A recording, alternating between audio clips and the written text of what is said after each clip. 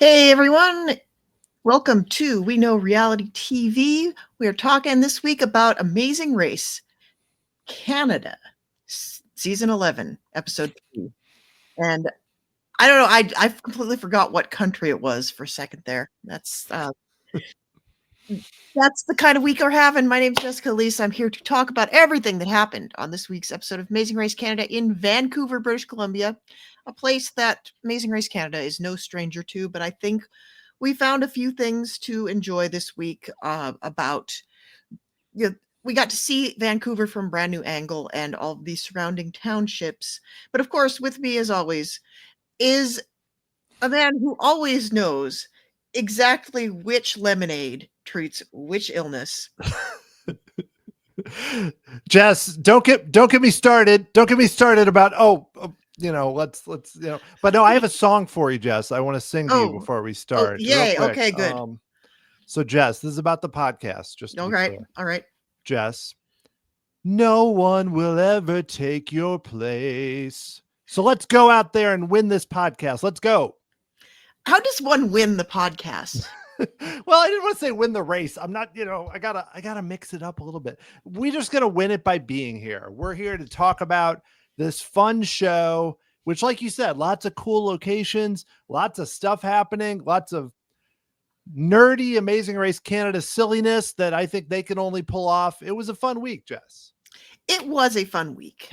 It was dorky Amazing Race glee is how I would describe this. And I think we have a lot going on here that we get to talk about game twists in a way that we enjoy.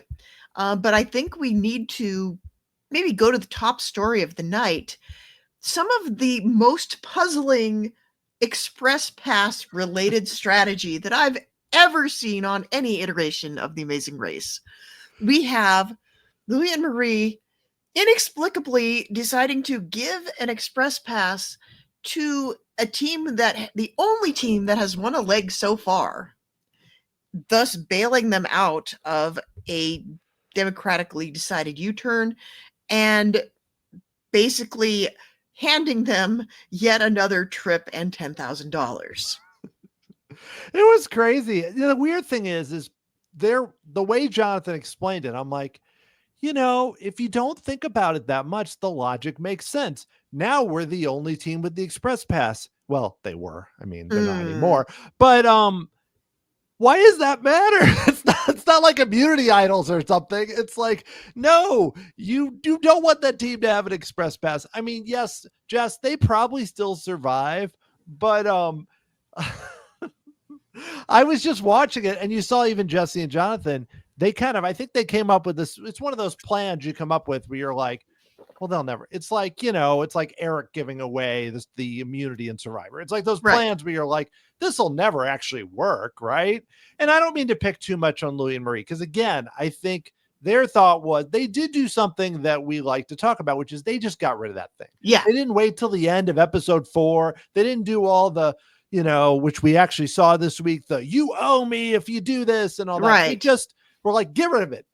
Yeah, get it out of play as quickly as possible. That is definitely something we talk about doing. And they knew that they were going to use it.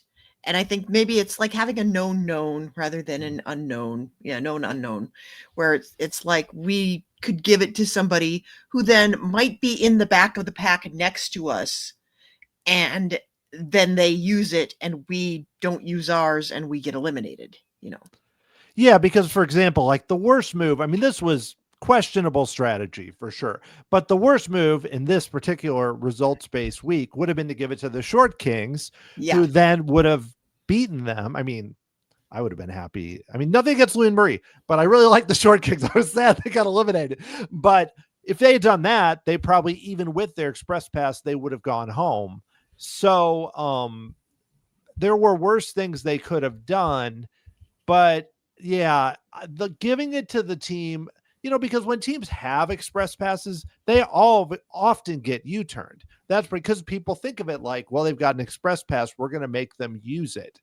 Here, though, they didn't have it. And in theory, I mean, if they had not been so good at some tasks, and if the detours hadn't been not that hard, maybe, I mean, maybe they could have eliminated they didn't know that it would be like a situation where the teams that were U-turn really weren't in much danger because of the face-off.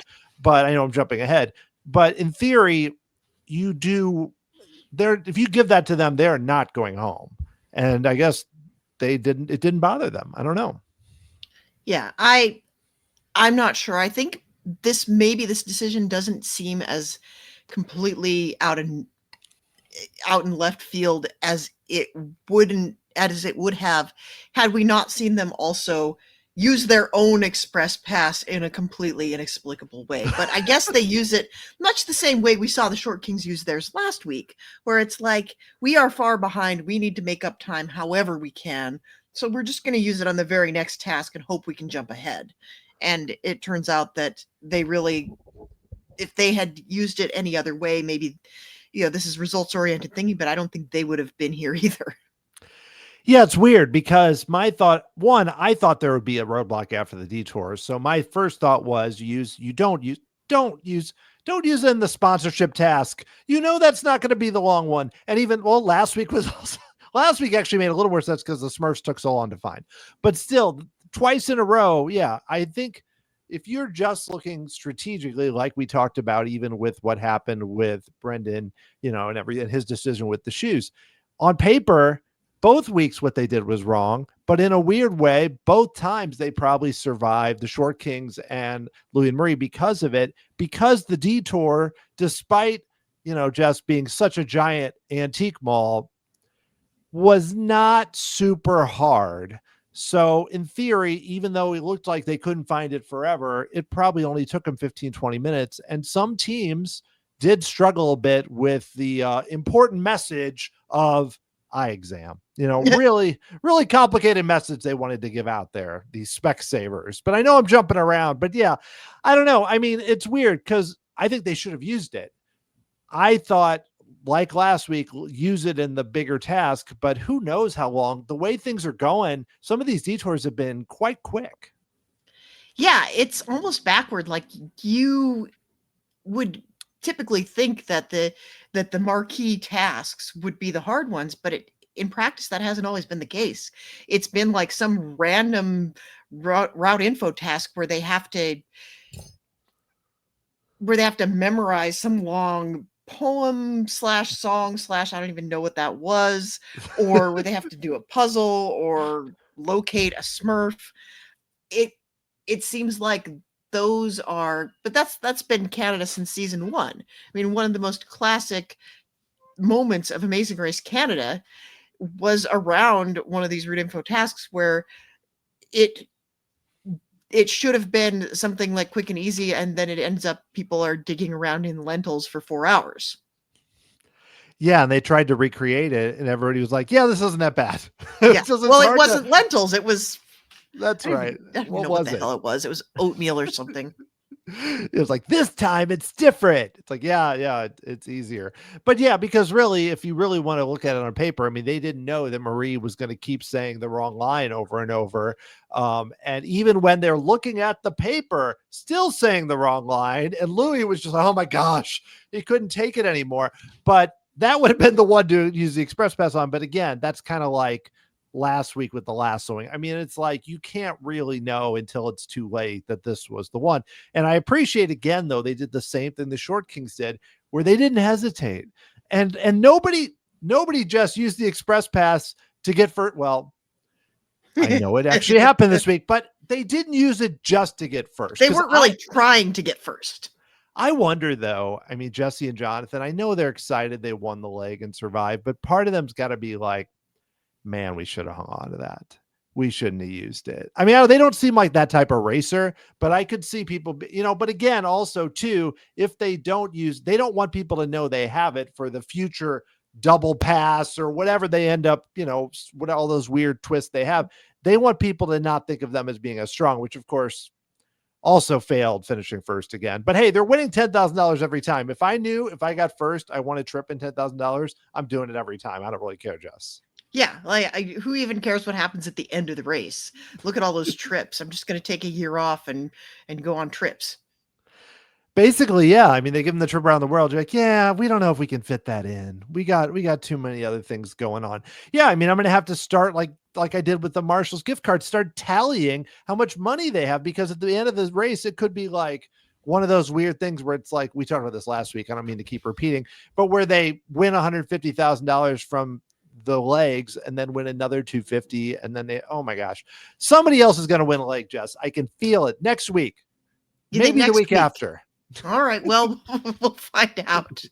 But really, this is not bad strategy, because especially when you're getting like, this is like the press your luck money plus a spin, because you're getting a trip and you're getting cash.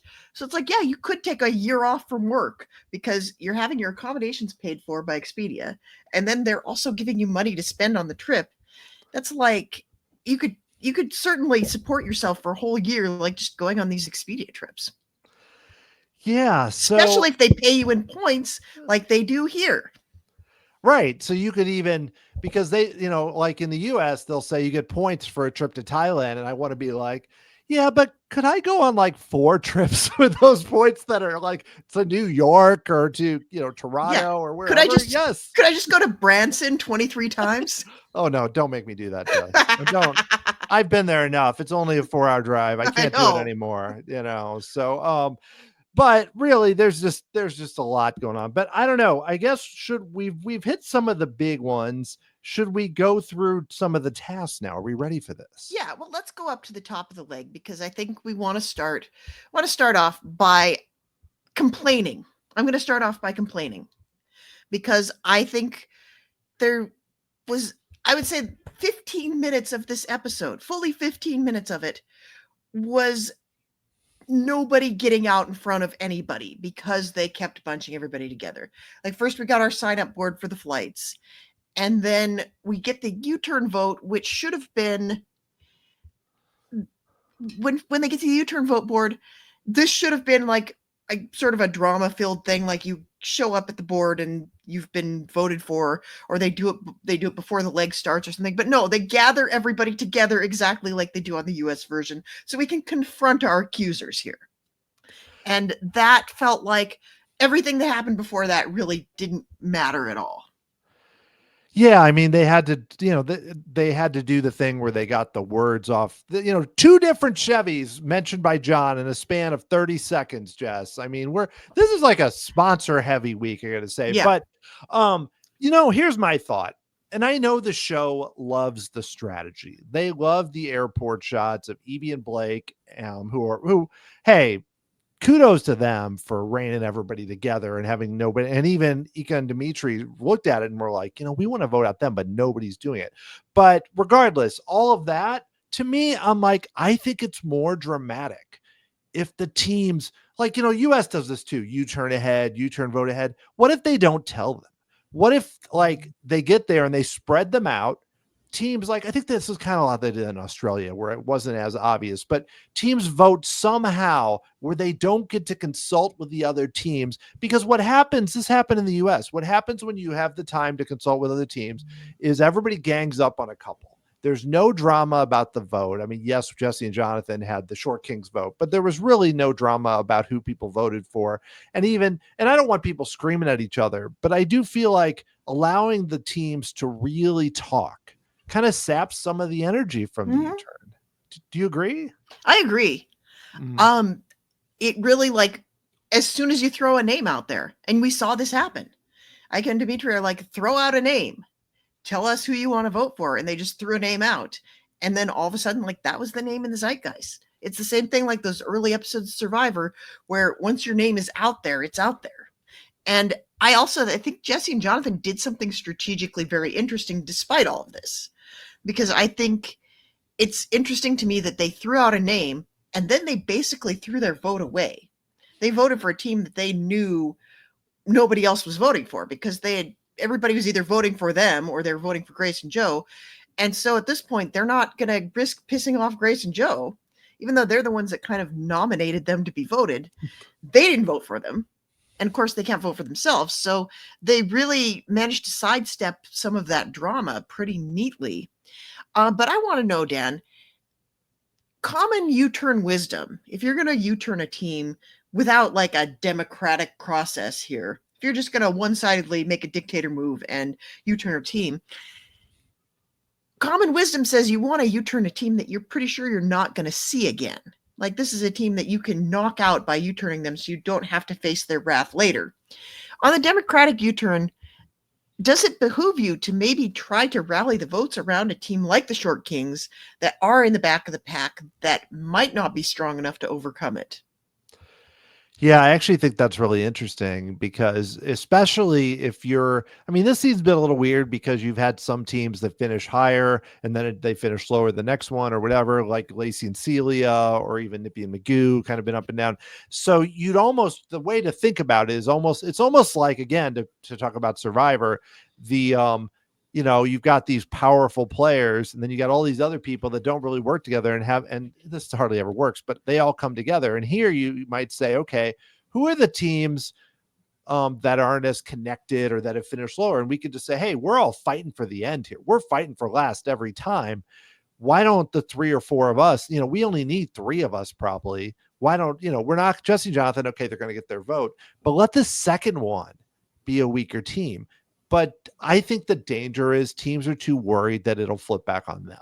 Yeah. Like if one team says, I'm trying to think of a good example from that group because people are just so nice. And the teams that are really the strategic, that we see, I should say, that we see being the most strategic are Ika and Dimitri, Evie and Blake, and Jesse and Jonathan. And those are all the teams that are finishing near the top. So I don't know who the team is that would do it, but I think some of the teams are the bottom, especially in Canada, where again, it's like group hug, everybody, no, let's not fight.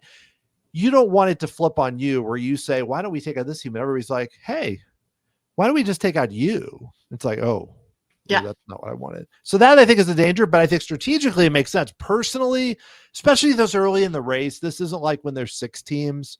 When there's so many, I think you just don't, it's the anybody but me. And I think personally, what I would do, I'd just be like, yeah, okay, it's not me. Oh yeah, those guys are weird, even though I like them or whatever. Yeah. Yeah. Oh, you want to vote for those guys? Well, they're not me, so I'm good with it.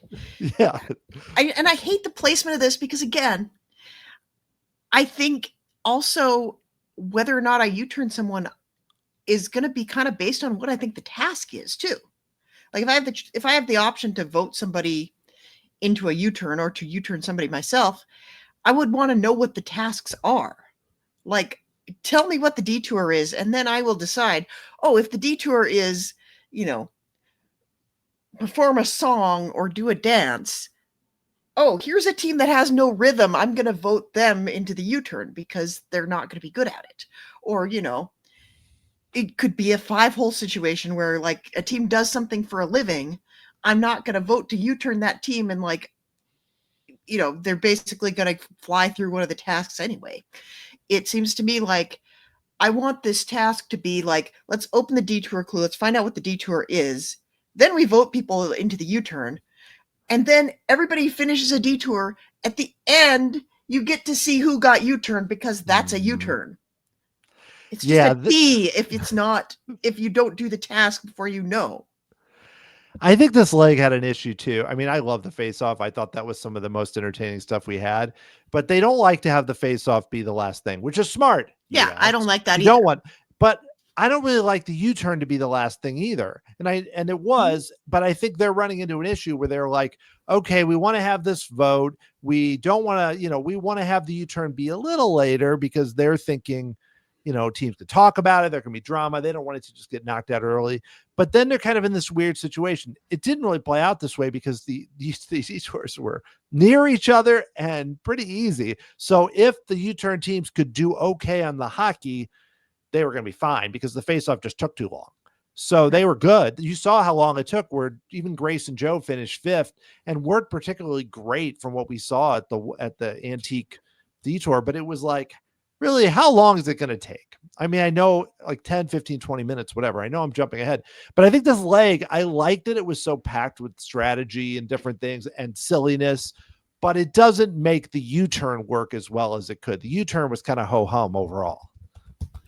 Yeah, it seemed kind of anticlimactic because these were all very doable tasks. Like what happens when you get one of these ones where it's like the snowshoes or the sled? Like, what if you had a U-turn on the snowshoes and the sled? That would be great, actually, because this, if you especially, it'd be dangerous because the sled was so exhausting.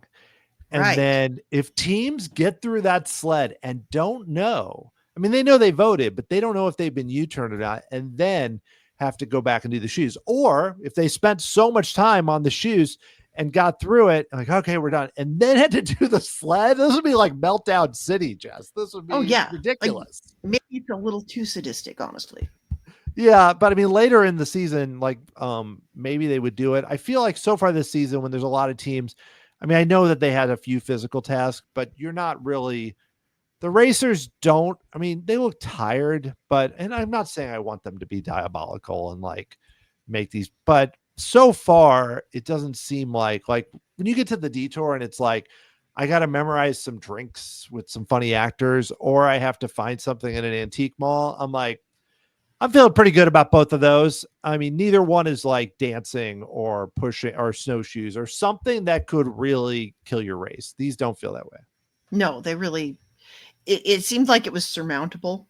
I guess maybe I don't want a completely sadistic one where you know you're U-turning someone and you're dooming them, but I think I want it to be, I want to be able to calculate what my chances are of getting somebody out or how badly I think I'm screwing someone.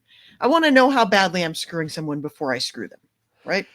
Yeah, and I also I want there to be a little drama. I want when teams get done and say what we want about Jet and Cord, which I won't at this moment, but Mm, when they survived some of those U-turns and got like first, I was like, holy cow, they're good at this game. As far as the game, not all the other stuff.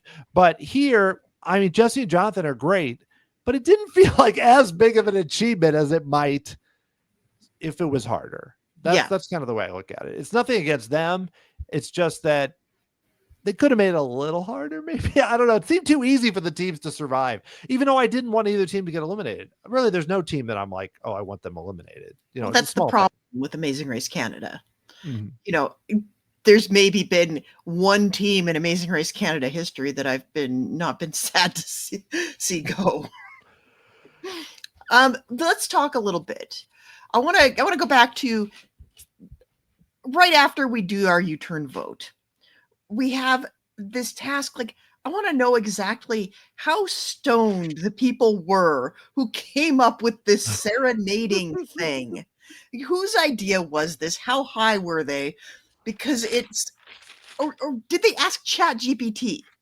Because this is the most ridiculous thing that has no ties to the area. It has no cultural significance. It didn't even really have rules because all you had to do was like memorize your lines. You weren't telling a story, you weren't acting out a movie, you were just putting on photo booth costumes and I don't know, Shatner talk singing over mariachi beats. What even is this? They had them saying, "You're the butter to my tart." That's Well, like, that's a it's hard very to, Canadian thing. yeah, yeah, you're my, but the funny thing is I saw they were going to this, going to the studio, and I know Vancouver is known for having so many TV shows shot in Vancouver. Oh yeah. Your Stargate shows, your Battlestar Galactica. There's just so many sci-fi shows that I love. They all have the same people. They all have the same people show up by the end, the supporting cast.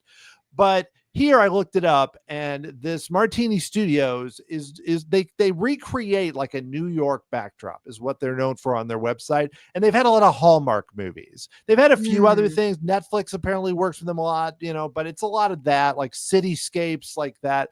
But even that might have been interesting. But instead, I was like, is this place known for like having like movies themed in Mexico? But then like even the band was like singing things like, "You're my ride or die, you're awesome," and all this stuff. And I was like, which made me laugh really hard. But I just found this again, and they didn't really require them to sing, because Dimitri's just like not going to sing it. He's just like, let's go and win the race. Like, good job. And other people are singing. Oh, we have to mention though, Jess, this was almost worth it for John singing terribly, Oh, purposefully, with I the was glass breaking. I was trying to not talk about John singing. I knew we were going to have to, but I I think let's give credit where credit is due. I don't even think Bo Ryan would do that. Like, we know Phil wouldn't. We know Phil's not doing it. No. But yeah, I mean, John Montgomery is down for anything. I think this proves it. This season especially, I feel Yeah. like he's got, I mean, it's not the, in the past, it's like, wow, John's doing the rappelling or the bungee jumping. This season, he's just acting really strange. And granted, we got the, the new Desjardins one they've been showing where, he shows, I don't even remember. He's weird again. It's not in a kindergarten, so we're improving. But the one this week was still weird. He's just, I don't know. But He's embracing who he is. I feel like he's really coming into his own, and what he is a total weirdo, and I'm here for it. Yeah. But yeah, this one, I mean, it's like, it's funny though, because in a way I'm like, okay, I can memorize this. I got to say like 6 lines. You don't have to sing it or whatever. But the certain teams did do much better. And it was the teams, again, Lacey and Celia are like, they're like, oh, I did musical theater. And just, they're like, this is like a joke. They just plow through it like nothing and get the nice arrow to go from like last way up there. Some of the teams struggle, but only Marie really struggled. I think the show thought this would just be kind of funny. We get, I think it was Osas who had the blonde wig, or, there's just a silliness. Yeah. But of course, then it could have played a huge role in the race too.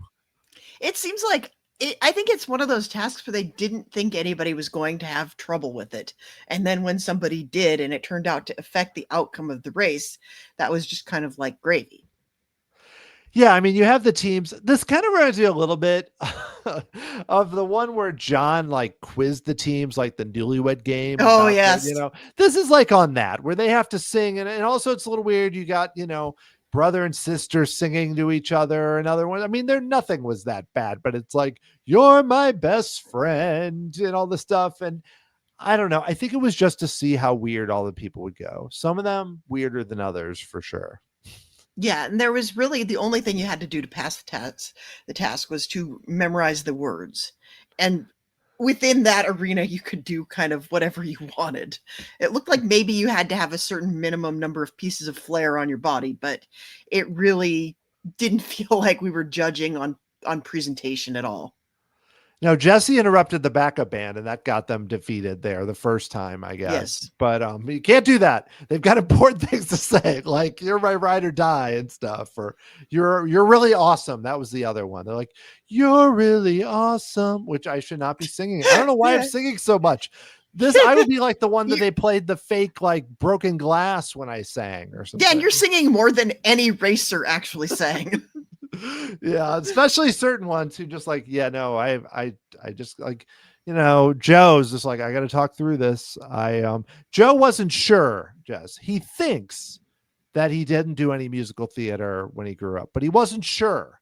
Well, and then he Grace actually sounded pretty good. Yeah, Grace is an actress. Do you feel like, having been in like The Revenant, that she's like, oh, this brings back some memories from when I was younger. I don't know. Like, she's moved beyond this, but no, she's having fun with it. But yeah, I don't know. It was, like I told you, I feel like this is like uniquely Amazing Race Canada, this kind of task. And I know there are dorky things in every Amazing Race, but this feels like Amazing Race Canada. You memorize stuff, you sing stuff that doesn't make any sense. There's music you put on. I mean, US likes to put on weird clothes, but it's usually not like this. Yeah, it's not quite like that. I'm glad we had wigs. I'm glad we had Sosa getting the wig in his mouth repeatedly for no reason. That was fun. But yeah, I don't know. We spent a lot of time on something for what it was.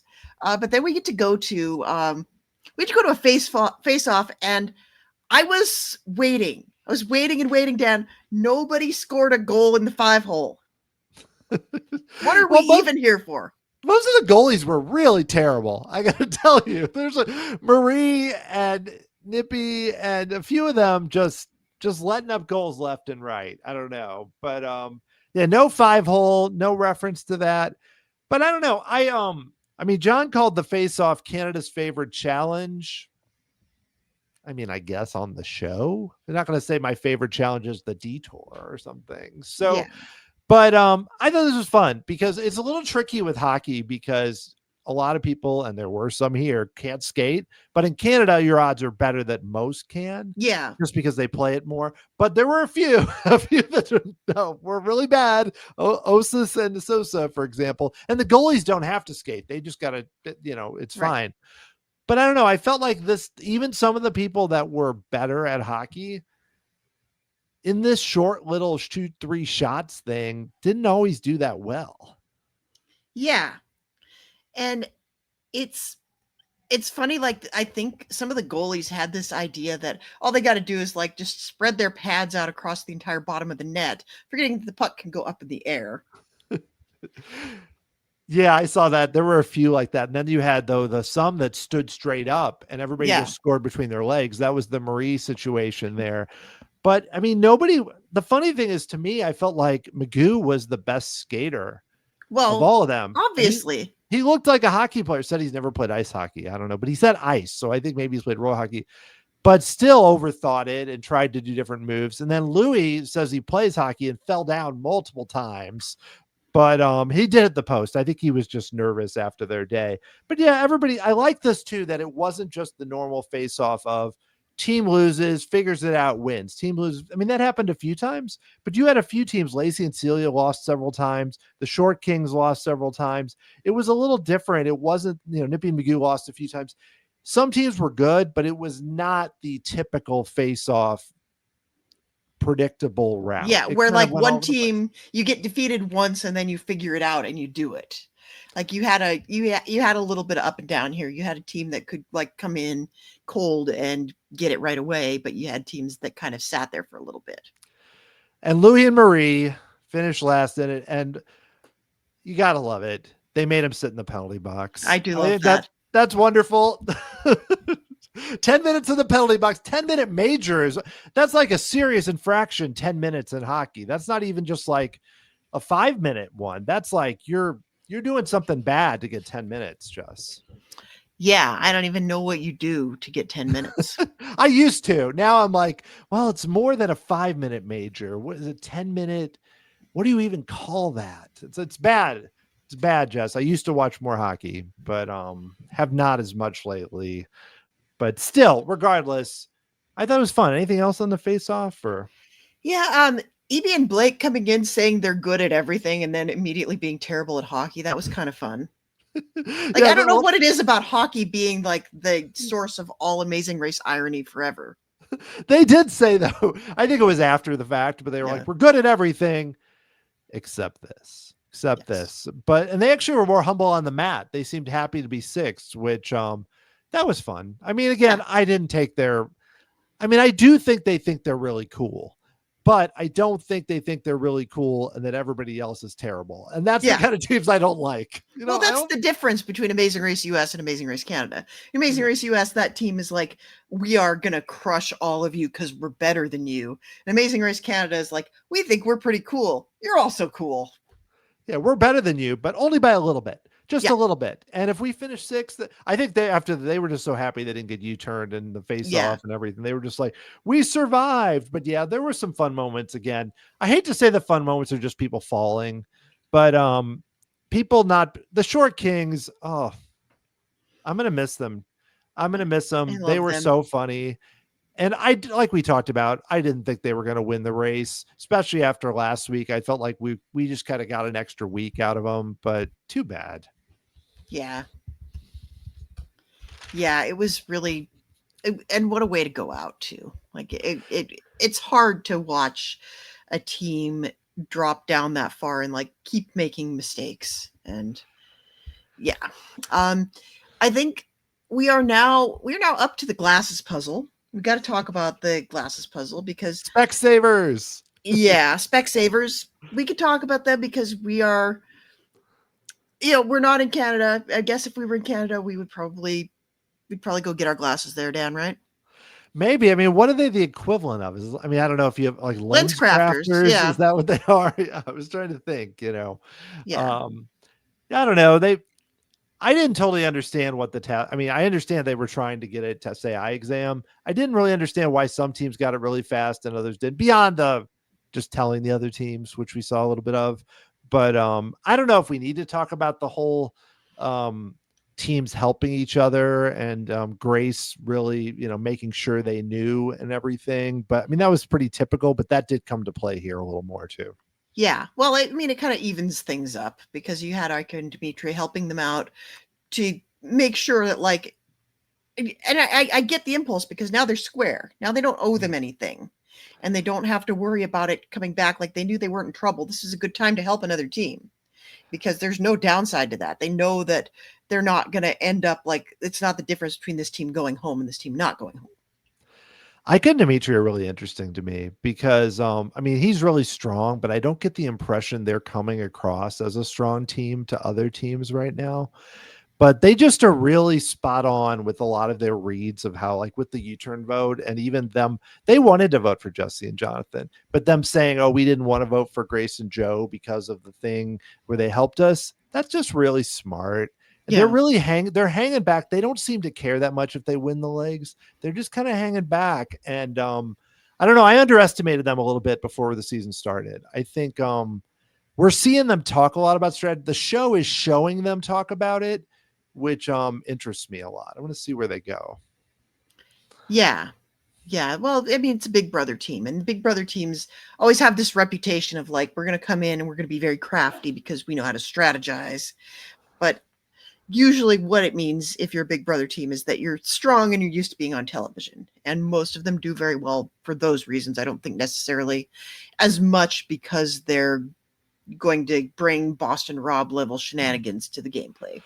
But I do see a team here that's like very strong, very comfortable being in a competitive environment on camera, and that's always helpful to them. And they also know, like, they kind of know the broad strokes of what you do in these competition shows, and that seems to have served them well so far.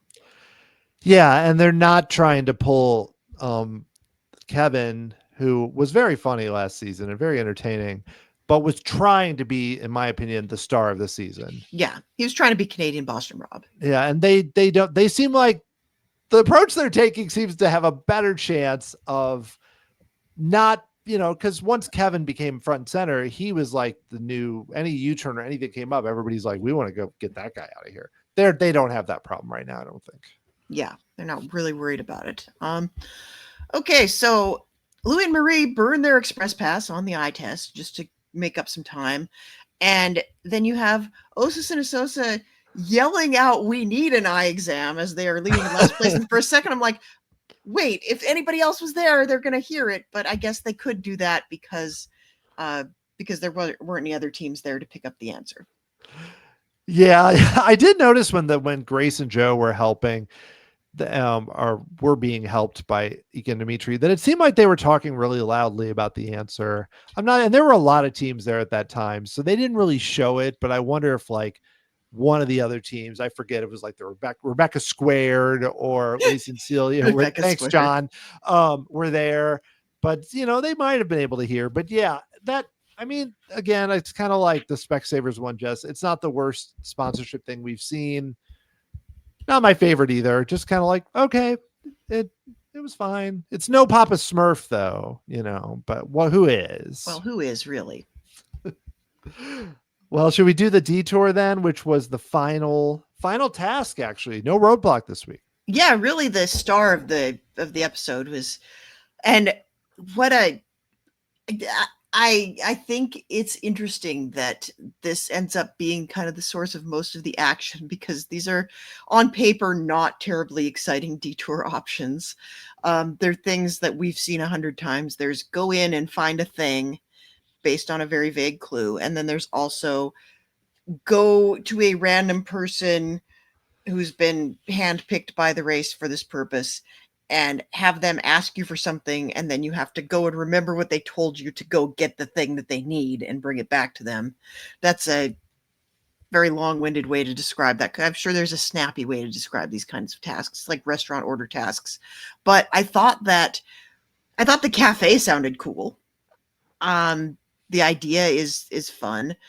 And then I really want to talk about one of these patients in particular, because I want to know where this came from. And we got a question about this, I know. The contestant who is doing the bit about the diarrhea. She is dressed in an outfit worn by a Molly Shannon character on Saturday Night Live, probably 20 years ago, as the bad stand-up comic, and using the line "Don't even get me started," which was this line, and it's like, this is so esoteric. Like, I don't know, maybe it was bigger in Canada, but what a weird thing to reference in 2025 on The Amazing Race Canada. They just show up like, I want to know, did production put her up to this? Does somebody on production just think that that particular sketch is really funny? Or is this just something she does? Is this an active choice that she made? Is this something she loves? Or did she just decide in the moment, I'm going to do this bit and it's going to slay? I'm like, 5% of the population is going to get this. What was this? Did production know she was doing this? Did they know this was a bit? I have so many questions, and I'm sure I will never know the answer in this lifetime, and it will bother me to my grave. I didn't even realize that the connection. I just thought that made me laugh so much. I mean, just the Dimitri's look on his face when she was doing her whole bit about "Don't get me started" about the diarrhea was so funny. And later he's like, "This is for your," and he pointed at his butt and said "diarrhea" when he gave the drink, which I like thought, she's doing the Pepto-Bismol yeah. commercial. But I mean, it's just, I mean, obviously the show was okay with it because they could have easily edited around her if they wanted to. They didn't have to show her, but I think the show, I'm inclined, I mean, who's to know? Were these local actors? Or were they just like people they were like, okay, act like you're sick? Were they crew members? I mean, who are all these people? I want to know something, Jess. Well, they're in the Vancouver area. I'm sure there's a lot of people that like their whole gig is like getting extra work on all these shows that film here. So there's probably a lot of local acting talent that you can draw from. But yeah, there's actually, I want to give the shout out. I want to give the shout out to Mama's Pinky Toe on Blue Sky, who names the SNL character, who I did not remember the name of the character. I vaguely remembered the bit, but Jeannie Darcy is the name of the Molly Shannon character who does the "Don't even get me started." But what a weird choice. What a choice that was. I also liked Ika not really buying into it either. Like, Yeah. that sounds tough. She's so deadpan. It was so great. Yeah, because some of the other people are like, oh, I really hope this helps with your memory loss. This guy's like, or this person's like, my appetite is nowhere to be found. Like, obviously reading a line That's does not also seem a hungry. choice too. Yeah, or just some of them are just like, I don't know, the memory loss one, because the one guy who said he had memory loss really looked like he was really selling the fact that he didn't really know what was happening. It was just like, yeah, I've got my memory loss is happening. And I don't know, Jess, I found this whole premise of people are coughing, people are sneezing, she's holding her stomach and her butt to be so funny and so ridiculous. Where, like you said, this is very similar to what I find to be some of the most boring tasks when they have to deliver food, because most of the time it's like, yeah, okay, they're getting food, and yeah, there's some people are doing good and some aren't, and they missed. But this added another layer to that type of generic task, because you got to just watch these people just be so ridiculous. And then the racers try to like actually be like, yes, here you go, here is your lemonade for this, or here is this with it, because they had the cool thing about this too is it wasn't just, one of the teams brought this up, it wasn't just you had to find the right drink and bring it. You had to find the right drink, bring it back, and then say what the drink was and what it was for. And that's why you saw some of the teams struggle. Like even at the end, the Short Kings actually got, at least according to the edit, got to their detour before Louis and Marie. Again, who's to say, because they're at different detours, how that really worked. But had a chance, but struggled with that, with like remembering all of it. And so at least the silly people and the extra layer made this better than it could have been. Yeah. Yeah. Wasn't there was a Seinfeld episode, I feel like, where I think Kramer gets a job working at a med school and pretending to have various illnesses. It's about on that level. Yeah. Oh. Yeah. And also, why was there so much lemonade? Like every single one of these things, like, oh, it's either like a cup of jam with one piece of bread sticking out of it, or a lemonade. Like, here's 3 jams, here's your jam flight, and your 2 lemonades. It was a lot of jam too. Like I was like, Yeah. I really need to be having more jam or something for my antioxidants and my inflammation or something. But because everybody had multiple issues and people like coughing and like, oh, I don't have any memory and I'm coughing and I don't have appetite. And I'm like, my gosh, people, this is a lot of things. Are these drinks going to really fix all these things, Jess? I mean, I don't know. Maybe I need to go to that place the next time I'm in Vancouver. I mean, 100% if I go to Vancouver, I'm going to that place because it looked cool. It was such a cool idea, but I think any of it would help any of these situations. That I'm not sure of. Maybe the diarrhea. Maybe it would help with that because you get like a weird drink. Maybe that does help because she appeared. She was really selling it. I mean, Don't even get me started. Oh, my daughter and I just kept walking afterwards. We couldn't stop. We just kept being like, Etta, don't even get me started about it. And it just like, wait, it was just like, it was kind of an iconic moment. I mean, which is weird to say that somebody talking about diarrhea, but I mean, she sold it. I was not really sold that but it was funny. And the added layer, like Mama's Pinky Toe brought up, is just, it's gold. Well, we haven't even talked about the other side. It's like, oh, they got to find a duck. I don't know. Who cares? Who cares about wings on water? Whatever. Memory maker. This was like, they didn't want anybody to do. This is a task they did not want people to do, which is a curious choice to make in a week where you have a U-turn and you're guaranteeing that somebody is going to do it. But this just feels so tacked on. And I think there was like a time limit to kind of add to the intrigue. Like, you got to go into this antique mall and find this thing, or you have to come back out and get another clue. That made it more interesting. And for a second, I was just like, it didn't click with me that you had to actually find one specific object that had the sticker on it, because I was just like, you could find something that fits the description and bring it out. But yeah, it was still an antique mall. It just feels a little bit Amazing Chamber of Commerce. Yeah, it did. It felt like I was like, there's a lot of antique malls that big in the area I live in. We could totally do this because John was trying to sell. There's thousands of items, and they walked around. I'm like, I think I've driven down the highway and seen antique malls a lot bigger than that. But it's all good. I mean, Memory Maker, if Jess, is actually, I don't know if it still is, but for a while was the name of Disney World's photo pass thing. Yes, it was. Buy, which I did buy once. Don't think it was really worth it, but on one of our trips I bought it. But they think it's a camera. I don't know, Jess. I don't know, but I think it's a little plastic card that you have to give to a cast member every time you have a character meet and greet. What if he's walking around like, oh, maybe they have an old Memory Maker card at the antique mall, because they do. Antique malls are big for Disney stuff. I got to tell you, Disney adults love antique malls. So many weird. I've found like old books there and stuff. I digress, but there's a lot of weird Mickeys you can find at antique malls. So yeah, I don't know. I mean, Grace and Joe were smart. They couldn't find one, so they just went back out and got a different one, and then it was easier. But I don't know. This is pretty. There was no weird actors to lift this one up like the other task. Maybe that's what it was missing. Maybe you needed an actor. Maybe you needed somebody, like you needed a task judge that was really into it. What esoteric character from pop culture could you play if you were one of these what are these judges on The Amazing Race? Like what for this particular task, for the antique mall? Any task. Antique mall task could be fun. Yeah.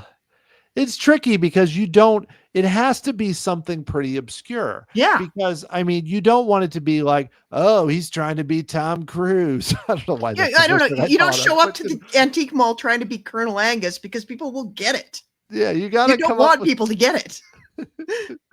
oh, it's the second guy from American Pickers. I don't know. It's like, not the main guy. It's the other one. It's the girl who stays at the shop. I'm Yeah, I was talking gonna about say, like, which one is the other one in this I scenario? don't Is it the know, but fat it's one or like, the thin one? yeah, I don't know. I was thinking the bigger one. I think the thin one is like he's always the camera hog. I don't Yeah. know, but yeah, I mean, just feel like I'm gonna be that guy from Pawn Stars. Just No, pick some. I think I've got it though. I could totally do like a Barry Weiss from Storage Wars.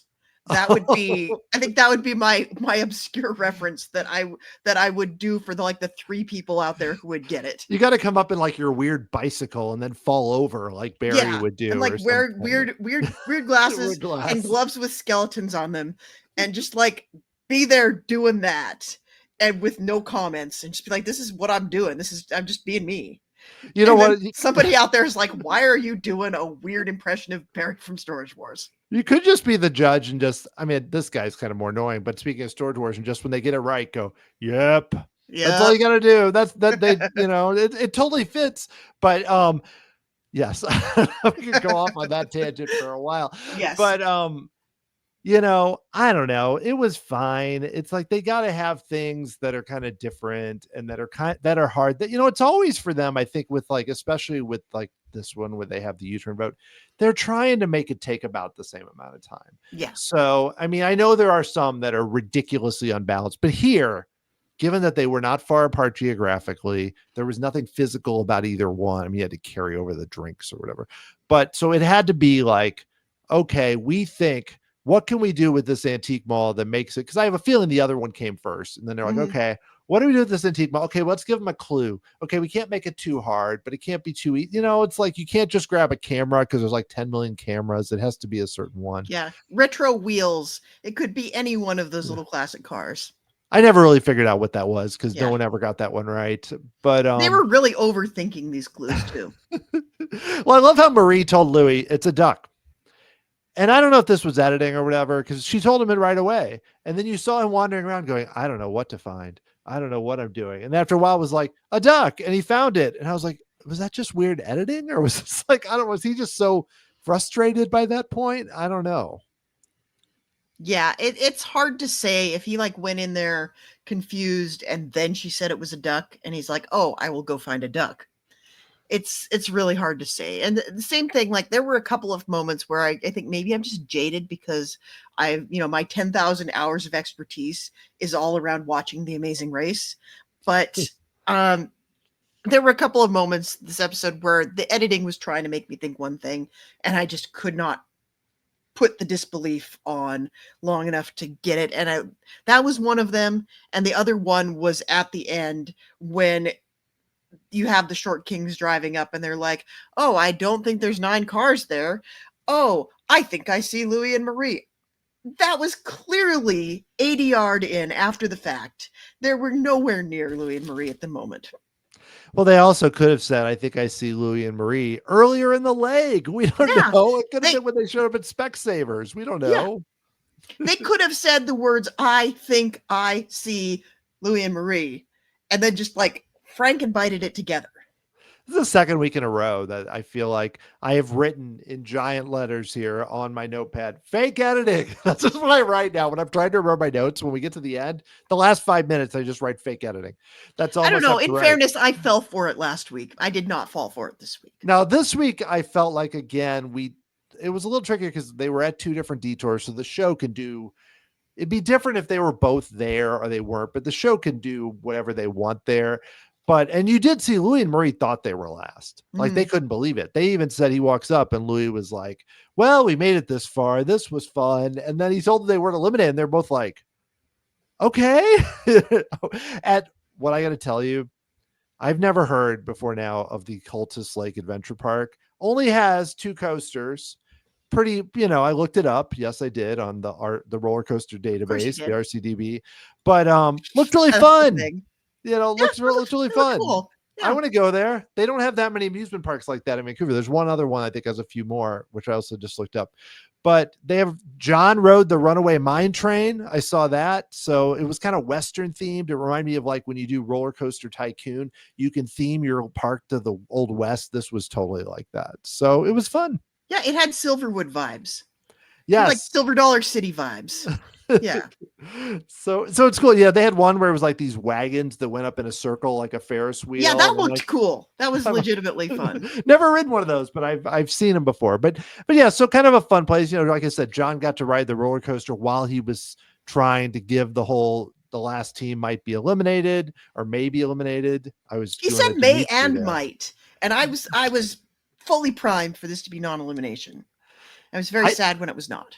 I think it might be next week with the Arctic Circle. I think that's going to be, you know, like in the past, before they stopped eliminating teams, when the U.S., whenever they did a leg that was kind of like a new country or we're doing something really crazy, that usually was when they did non-elimination. Here, I think the selling point next week, to jump ahead a little bit, will be the Arctic Circle. But who knows? I mean, we started with 11 teams. Sometimes we've started with 10. So we might not have as many non-eliminations now as we have sometimes, but I think we'll probably have at least a couple. Yeah, I think Canada doesn't play by the U.S. rules, and I think we're much better off for it. I wanted to give a shout out to the entire ass house that flipped over on the road as the Short Kings are on their way to the pit stop. That was a new one on me. Yeah, tiny house. You know, we're just throwing out all the random TV shows, you know. But actually that house looked pretty big. I don't know if that would qualify as a tiny house or I think not. it was a mobile home at least. Yeah, but the Short Kings are like, people are flipping houses in front. Flipping houses threw me off for a minute. I was like, what? Yeah. But no, literally flipping houses on the road to keep them from being in the race. I don't know what Louis and Marie were doing to keep themselves in the race by making people flip houses, but crazy. Hard to say. All right, Dan, should we get to a couple of questions here? Yeah, I think so. I was looking at the results, but I mean, there was no assist this week. No assist. Woo! We didn't miss it. Well, they usually give you the assist on the roadblock or on one of these like rinky-dink tasks. And what could the assist even have been? Like, you don't have to wear a wig while you're doing the talk singing? You only have to give one line instead of 3 or whatever. You don't have to sing at all. Yeah, this was not a good week. They would have had to have done it at the Specsavers. I think that was the only place. And it would have basically just been, you get to learn one of the 2 words. I don't know, something like that. But yeah, we can go to questions, not to veer us again. But all right, so let's go into our questions document. All right, so let me see. Yeah, I wanted to give a shout out to our very own Scott St. Pierre. Says, was the issue for Nippy and Magoo that as Edmonton Oilers superfans, they were forced to wear Vancouver Canucks colors? And why only Vancouver and Calgary colors? He happens to be a Vancouver fan. Yeah, shout out. One of my best college friends is also a diehard Vancouver fan, so I was excited to see some Canucks action here. Well, Scott, it might have been because, but the thing about it is there's a few things. I think in a way, sometimes, I mean, you want to not be the worst skater ever, but I mean, to answer your question, I don't know how to answer your real question. Yes, it was the colors that did it. No, I don't, but I do. It's not a real question, but it's a fun talking point. I think that, like I mentioned earlier, him being a bit of a better skater and actually, like, you want to be good enough to not fall down, but in a weird way, the straightforward, just kind of move up really slowly and shoot it sometimes worked for some people if the goalies weren't good. Yeah. And he did a thing where even when he scored, there was a moment where he like went way to the side and went around. It was a cool move. It looked really cool. And I don't mean to pick on him because, me, I would probably think I could ice skate and do it. And I would come up and just whiff or, hit it sideways or whatever. So I'm not trying to pick on Magoo. I still, John called them both names at the match. Yeah. It's like, come on, John. I'm just getting used to saying a lane. It's just like, what are you doing? But yeah, and I think also probably she was giving him trouble and like you had to score. That's true. But she was pretty bad as a goalie. I mean, it didn't even seem like he had to kind of help her into the goal as far as skating. I don't know if Marie might have been the worst goalie, but Nippy was pretty close. Marie So it did was not have a good week this no, week. it was she survived again, Yeah. but yeah, I think Louis and Marie. Yeah, I'm not saying they're next out, but I They don't may think be they're gonna kind of win. circling the drain. Yeah, they might get to 6, Yeah, maybe. 7. I don't know. We'll see. But Yeah. but Scott, no, it's awesome to have you ask questions because I didn't even pick up on the different colors. I should have, but you never know. It might have thrown him off. Yeah. Who knows? All right. This was something I thought was kind of fun. Jay Farbs at Blue Sky said, "Did you guys also notice during the last night's episode, we know the code they use for filming notices?" And he zooms in on like a corner of the screen that shows the sign that they post to let people know at Fort Langley that there is something going on, that there's a show being filmed. And I don't know, Dan, if you have ever gotten a lot of these. Like here in New York, like especially in my neighborhood, they film a lot of TV shows. So we get a lot of these posted notices saying that stuff is being filmed.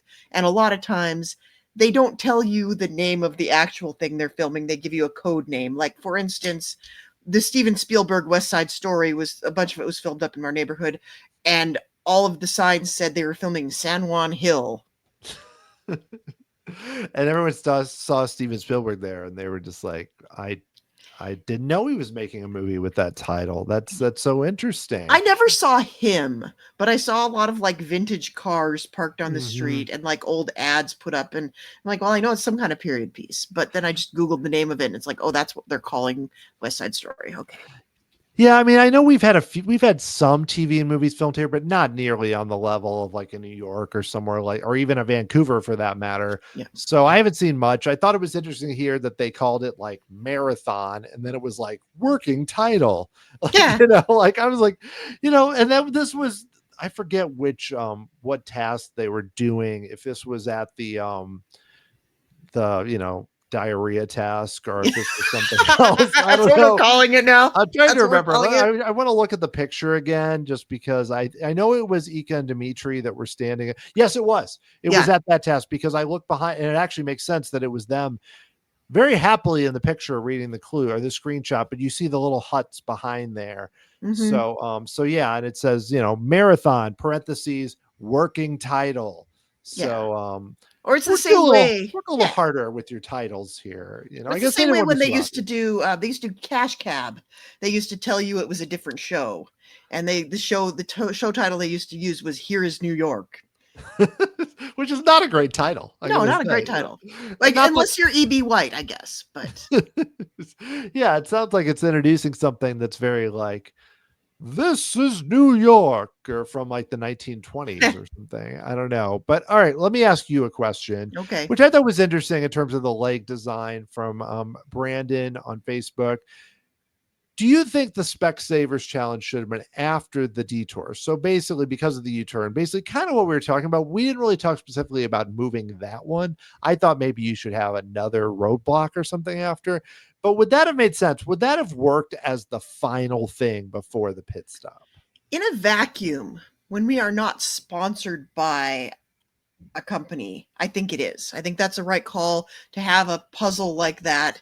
It's like one extra thing you have to do, so that you can kind of try to control your own destiny again. But this would not work for the Specsavers challenge because you do not want to put somebody in the position of having the corporate sponsor be the reason somebody gets eliminated. And I think I just saw on the Reddit, on the Amazing Race subreddit, somebody posted something about Kurt and Bergen not driving stick shift and like basically quitting the task, and then we never had another automotive sponsor on US Amazing Race again. You don't want a situation where somebody's like, oh, I freaking hate Specsavers. How dare they? Like they must be blind themselves to have this stupid task that eliminated me.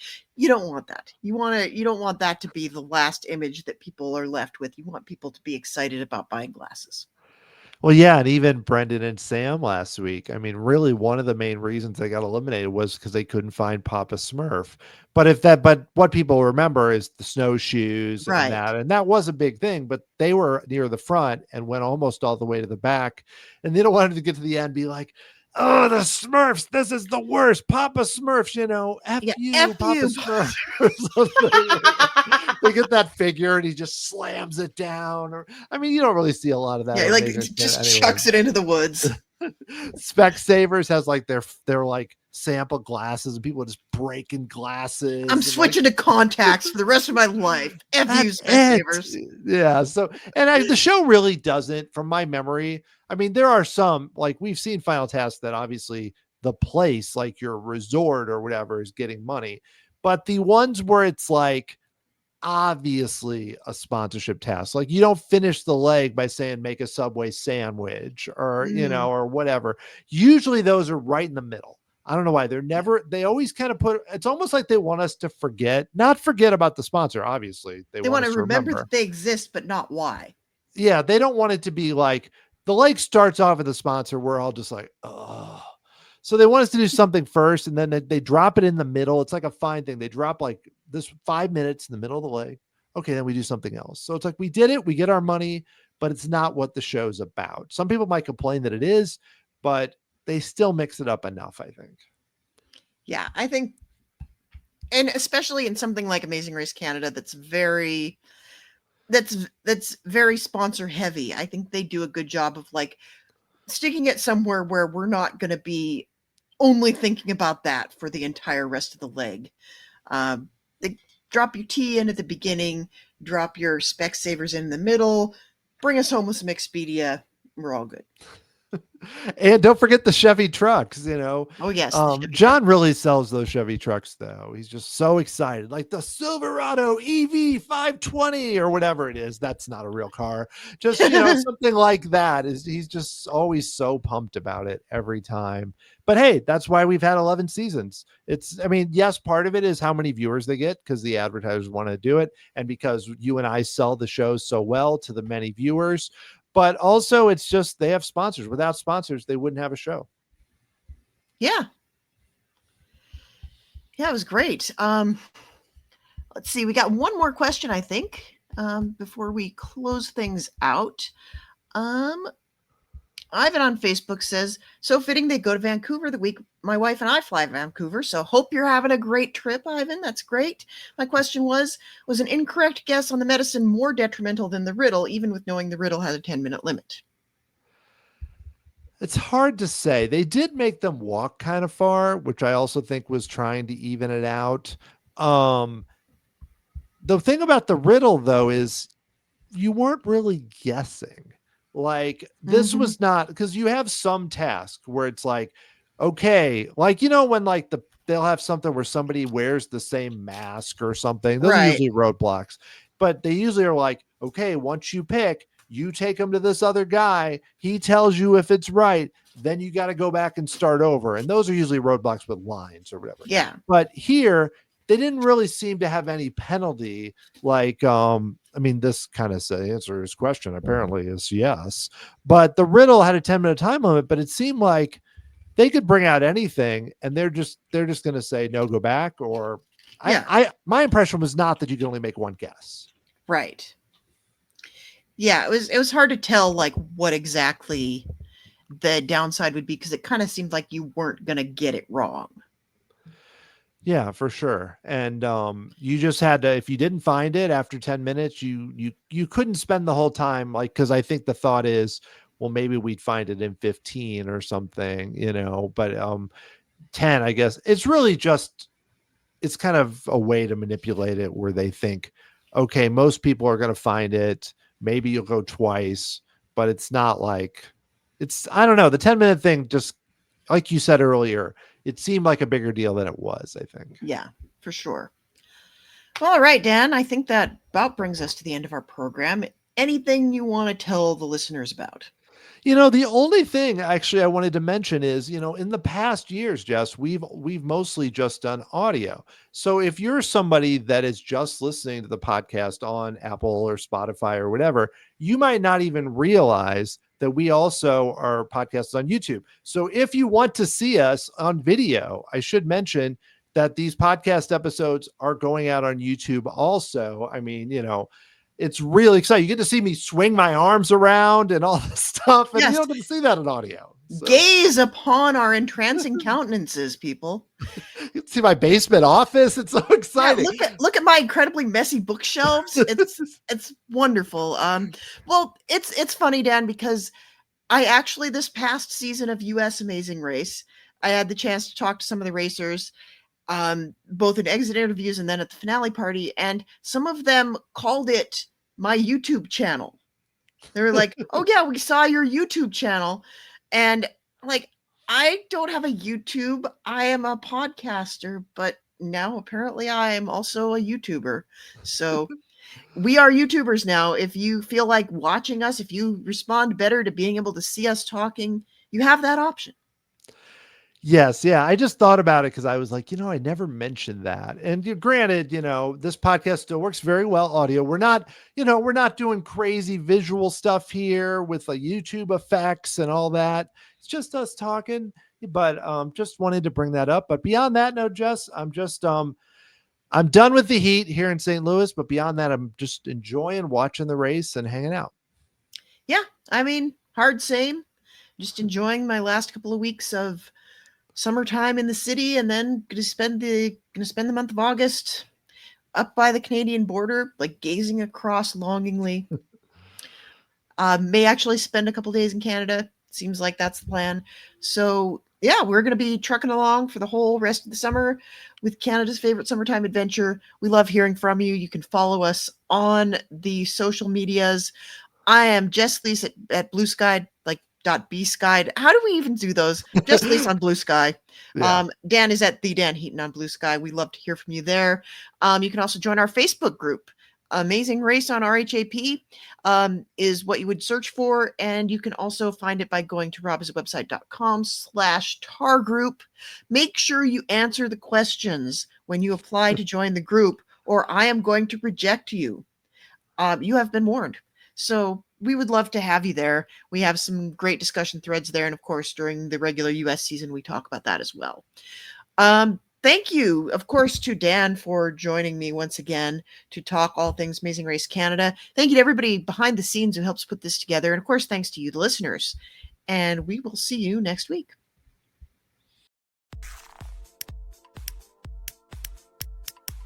This is RHAP. We know reality TV.